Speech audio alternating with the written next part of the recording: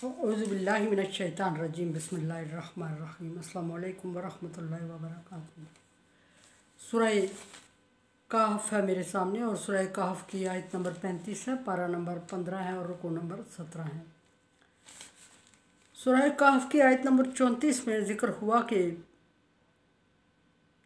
जिस शख्स को अल्लाह तबारक व तआला ने बहुत ज़्यादा माल दौलत से, खेती से, फलों से, बागात से नवाजा हुआ था और दूसरा उसका दोस्त जो मुफलिस था, वो आपस में मकालमा था उनका और ज़िक्र हुआ। और मालदार शख्स ने कहा था कि मैं तुझसे माल में, औलाद में और इज़्ज़त में ज़्यादा हूँ, सो मुझे तुझसे पर फजीलत है। अब देखते हैं कि अगला आयत नंबर 35 में क्या ज़िक्र हुआ और क्या फरमाया अल्लाह तबारक व तआला ने। अल्लाह तबारक व तआला ने फरमाया उस शख्स की बात ज़िक्र करते हुए, दखल जन्नत व हुवा ज़ालिमुन लिनफ्सिही, वो ये कहता हुआ इतराता हुआ अपने बाग में दाखिल हुआ, अपने जन्नत में दाखिल हुआ और वो अपने आप पर जुल्म कर बैठा था, जुल्म कर चुका था, जुल्म कर रहा था।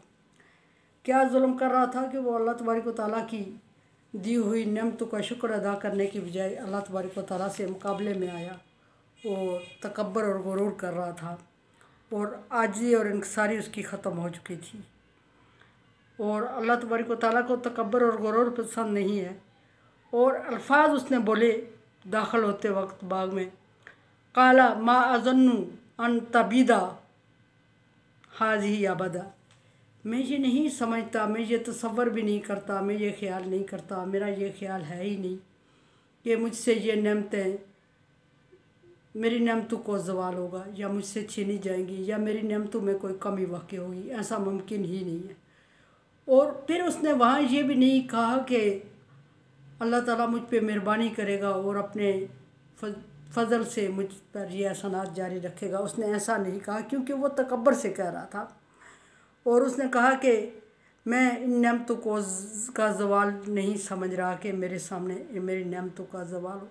और एक बात हकीकत ये भी थी कि वो उन नेमतों को अल्लाह की देन नहीं समझ रहा था, बल्कि अपने काबिलियत पर भरोसा करते हुए अपनी काबिलियत समझ रहा था और फिर दूसरे पे जितला के उसको दुखी कर रहा था और महसूस हो रहा था, जितना सामने वाला दुखी हो रहा था इतना वो महसूस हो रहा था। दूसरी बात, पहली बात उसने कही कि मैं अपनी जन्नत को का ज़वाल नहीं समझ रहा हूँ कि इसका ज़वाल होगा और अल्लाह मुझसे छीनेगा ही नहीं। दूसरी बात उसने ये कही कि मा ज़न्नु सा कायमा। नंबर 2 ये कि मैं ये ही नहीं समझता कि क़यामत आके रहेगी, मैं क़यामत का कायल नहीं हूँ, क़यामत नहीं आएगी और ये दुनिया ख़त्म होगी ही नहीं। और मेरा जो ये जाओ जलाल है, जो माल दौलत है, ये बागात है, ये कभी, ये खेत खलियान है, ये कभी ख़त्म होने वाले नहीं हैं क्योंकि मैं इस काबिल हूँ और मैंने अपनी काबिलियत से इनको सेट किया हुआ है। और अल्लाह तबारक व तआला ने ये अल्लाह तबारक व तआला का दरमियान में वो नाम नहीं ले रहा था। तीसरी जो उसने बात कही कि लाइन रुदित्तु इला रब्बी, अगर बिलफ़र्ज़, पहली बात ये कि वो इनकार किए जा रहा था अल्लाह के कुदरत का। और फिर अगली बात जो उसने कही कि अगर बिलफ़र्ज़, अगर बिलफ़र्ज़ ऐसा हो जाता है, कैसा कि क़यामत बर्पा होती है और मेरी नेमतों को ज़वाल हो जाता है या क़यामत से पहले ही किसी वजह से मेरी नेमतों को ज़वाल होगा या अल्लाह तबारक व तआला मुझे अगली ज़िंदगी देगा भी, तो फिर मुझे इससे वहाँ उससे ज़्यादा मिलेगा मुझे।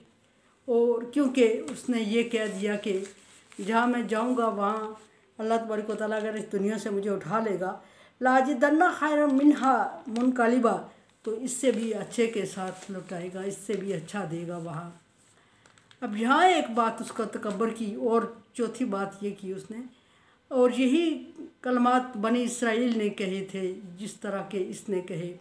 अल्फाज में थोड़ी हेरा फेरी है, मानी एक ही होते हैं, मतलब एक ही है, मराद एक ही है कि बनी इसराइलियों ने भी यही कहा था कि हम अल्लाह तबारक व तआला के लाडले हैं और पहली बात यह है कि अज़ाब आएगा ही नहीं, दूसरी बात यह है कि आएगा भी तो चंद दिन का अज़ाब है। अल्लाह तबारक व तआला अय्याम मादूदात, चंद दिनों का अजाब हमें देगा और वो हम बर्दाश्त कर लेंगे। और क्यों कह रहे थे बनी इसराइल के चंद दिन का अजाब? वो कह रहे थे कि हम अल्लाह तबारक व तआला की लाडली कौम है। और लाडली कौम अपने आप को क्यों कह रहे थे? वो कह रहे थे कि हम नस्ल दर नस्ल पैगंबर की औलाद आ रहे हैं। पैगंबर की औलाद होने की वजह से अल्लाह तबारक व तआला के लाडले हैं हम, और अल्लाह तबारक व तआला हम पे अजाब नहीं लाएगा। हम मनमानी कर रहे हैं, जो मर्ज़ी करते रहे, अल्लाह तबारक व तआला ने अजाब नहीं लाना। और अगर ले भी आया तो चंद दिन के लिए होगा, कुछ टाइम के लिए होगा, हम उसे बर्दाश्त कर लेंगे। अल्लाह तबारक व तआला ने उनको मना फरमा दिया इस चीज़ से। फरमाया कि अगर अल्लाह तबारक व तआला का तुमसे वादा है कोई तो दिखाओ, वरना बख्शिश का म्यार फिर अल्लाह तबारक व तआला ने पैगंबर की औलाद होना नहीं, आमना व आमिलुस सालिहात कह दिया, फरमा दिया कि बख्शिश का म्यार पैगंबर की औलाद होना या पैगंबर के वालिदैन होना नहीं है, ईमान लाना और नेक अमल है। और अगर वो नहीं करोगे तो जहन्नम में डाले जाओगे, खा पैगंबर की औलाद ही क्यों ना हो। यहाँ भी इसने वही अल्फाज कहे कि मैं अल्लाह तबारक व तआला का लाडला हूँ। उन्होंने रीज़न ये दी थी कि दलील ये दी थी कि हम पैगंबर की औलाद नस्ल दर नस्ल पैगंबर की औलाद चले आ रहे हैं, पैगंबर की औलाद होने की वजह से हम बख्शे जाएंगे, हम अल्लाह के लाडले हैं। और इसने रीज़न थोड़ी चेंज बयान की। इसने कहा कि अगर मैं अल्लाह तबारक व तआला का लाडला न होता तो अल्लाह तबारक व तआला दूसरे लोगों पे अनवा अक़साम की नेमतें क्यों नहीं निछावर की, मुझी पे क्यों की। मुझ में मेरे पास इतनी ज़्यादा नेमतें हैं अल्लाह तबारक व तआला की, और ये नेमतें ये साबित करती हैं कि मैं अल्लाह ताला का ख़ास बंदा हूँ। और मैं जिस भी दुनिया में शिफ्ट हो जाऊँगा मेरे साथ ये नेमतें जाएंगी, ये इनका ज़वाल नहीं है, या इससे अच्छा देगा अल्लाह तबारक व तआला।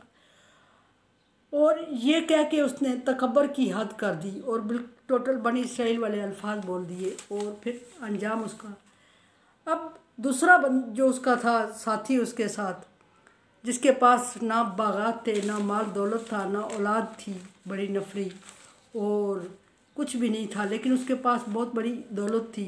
वो दौलत उसका ईमान था, और ईमान तौहीद अल्लाह वादा शरीक पर यकीन था, तौहीद बारी ताला पर यकीन रखता था और शिरक नहीं करता था, और आखिरत पर यकीन रखता था, क़यामत पर यकीन रखता था, अमाल पर यकीन रखता था, ईमान रखता था।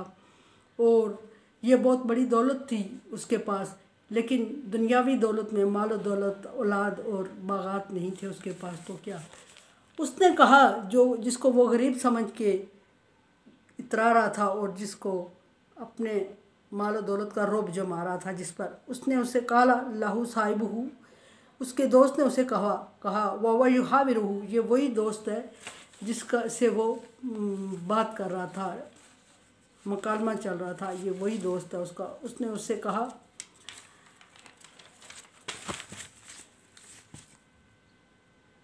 अकफरता, क्या तू इनका हैरानगी से, अकफरता बिल्लज़ी खलका मिन तुराब, क्या तू उस ज़ात का इनकार कर रहा है, यानी अल्लाह तबारक व तआला का इनकार कर रहा है, और सारी बातों को अपनी तरफ, सारी खूबियों को, सारी दौलत माल दौलत को, सारी खुशहाली, खुश नसीबी, खुशबख्ती को अपने साथ मंसूब कर रहे हो कि ये तेरी काबिलियत से तुझे मिला है। अकफरता बिल्लज़ी खलका मिन तुराब, क्या तू उस ज़ात का इनकार करता है जिसने तुझे मट्टी से पैदा किया, सुम्मा मिन नुत्फ़ा, फिर पानी के कतरे से, सुम्मा सव्वा का रजुला, फिर तुझे इंसान की शक्ल में खूबसूरत बनाया, और मोतदिल अज्जा दे के, जिस्म दे के और जिस्मानी अज्जा दे के तुझे एक मज़बूत और ख़ूबसूरत और मोतदिल इंसान बनाया।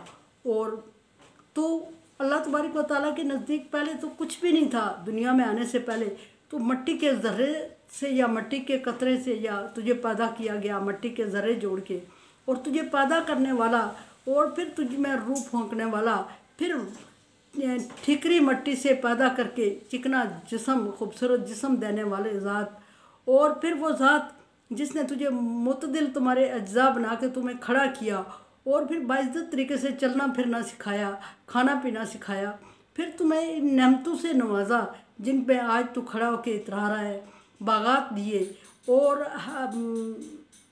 खेत खलियान दिए, नहरें दी, और इस तरह की औलाद दी, और औलाद के बाद तुम्हें हर तरह की खुशहाली और आसूदगी दी।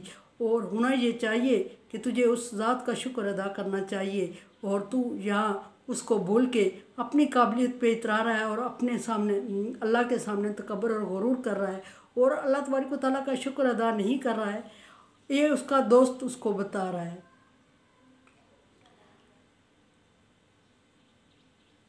और जब उसने उसके दोस्त ने उसको एहसास दिलाया, उस वक्त भी उसको एहसास नहीं हुआ। होना चाहिए था पहले। अगर इंसान को एहसास ना हो, साथ वालों को चाहिए कि वो उसको एहसास दिलाएं कि तो गलत बात कर रहा है। और अगर एहसास दिलाने पे भी एहसास उसको नहीं होता तो फिर उसको अल्लाह के नाम पे छोड़ दिया जाए कि अल्लाह तबारक व तआला उसके साथ क्या अंजाम करता है, उससे ज़्यादा उलझने का हुक्म नहीं है। इसलिए उसके दोस्त ने दोस्त उसका उसके साथ उलझा नहीं, एहसास दिलाया कि तू क्या था और अल्लाह तबारक व तआला ने तुम्हें किस तरह पैदा किया, रूप की और फिर खड़ा किया और फिर मेहनत और कोशिश करने के काबिल बनाया, अच्छा और बुरा सोचने का दिमाग दिया और फिर उन नेमतों के बाद तुम्हें दुनिया में आसूदगी दी माल और दौलत से और औलाद से, और फिर तू अल्लाह तबारक व तआला का नाशुक्रा है और नाकदरा है और तू कुफ़र कर रहा है, बजाय इसके कि तो शुक्र करे तो कुफ़र की तरफ जा रहा है। उसके दोस्त ने अपनी तरफ से फ़र्ज़ अदा किया और यही होना चाहिए। अल्लाह तबारक व तआला की तरफ से हुक्म भी यही है कि जब आप दीन वाले मुस्लिम किसी लादीन से उलझ जाए, किसी नॉन मुस्लिम से उलझ जाएं, तो ज़्यादा बहस व तकरार नहीं करनी चाहिए कि मामला और उलझ जाए और वो तुम्हारे माबूद को गालियाँ देना शुरू कर दे और दूरी पड़ जाए। बल्कि अपने ताईं जितना ईमान का हिस्सा है कि जितना तुम्हें नॉलेज है, जितनी समझ है, जितना मुनासब समझता है उस वक्त की मुनासबत से, उतनी उसको सरजनश करके उसके बाद उससे सलाम कह के अलहदा हो जाओ और उसको राय सोचने का मौका दो और राय रास्त पे आने का मौका दो। और ये कह दिया करो कि बहुत अल्लाह तबारक व तआला ने तरीके बताए, ताअलाउ अला कलिमातिन सवाइन बैनना व बैनकुम, ऐसी बातों पे मुज़ाकरात शुरू कर दिया करो जो एक दूसरे के साथ सहम होते हैं। फिर अगर वो भी नहीं आया तो लकुम दीनुकुम वलिया दीन कह के अलहदा हो जाया करो कि तुम्हारे लिए तुम्हारा दीन, मेरे लिए मेरा दीन, दोनों अपने दीन पे कायम हैं और दूसरे के दीन में इंटरप्ट नहीं करेंगे। और उसके बाद उम्मीद रखनी चाहिए आले ईमान को कि दूसरे के दिल पे आपकी बात का असर होगा और वो ईमान की तरफ आएगा। मैसेज छोड़ के अलग होना चाहिए। और तीसरा मैसेज ये है कि अगर ऐसे में उलझन पैदा हो जाए तो कालू सलाम कह के अलग हो जाना चाहिए। सलाम का बाज़ लोगों ने गलत मतलब लिया है कि सलाम का मतलब कतई ताल्लुक़ है। सलाम का मतलब कतई ताल्लुक़ है ही नहीं। सलामती का मतलब यह है कि उसके लिए दुआ दे के अलग हो जाए कि अल्लाह ताला की तरफ से तुम पर सलामती हो। सलामती ये नहीं कि इसी मज़हब पे जिस पर तुम चल रहे हो इसी पर अल्लाह ताला तुझे कायम रखे, बल्कि सलामती के मज़हब में आ जाओ, ऐसे मज़हब में जो तुम्हारे लिए आखिरत में छुटकारे का सबब बने, यानी कि अल्लाह के दीन में दाखिल होने की उम्मीद रख कर यही अल्फाज आखिर में कह के उससे अलहदा हो जाना चाहिए। और फिर रिज़ल्ट का इंतज़ार भी करना चाहिए, वक्तन फ़क्तन उससे दुआ सलाम कर लेनी चाहिए। तक पता है ताल्लुक़ नहीं है सलाम का मतलब। मेरे चैनल को अब सब्सक्राइब करें, देखें और समझें और मुझे राय दें। तावन अलल बिर्रि वत तक़वा, नेकी और तकवा के कामों में एक दूसरे से तावन करो। तावन लागू हो जाती है, जिम्मेदारी आप। अल्लाह हाफ़िज़।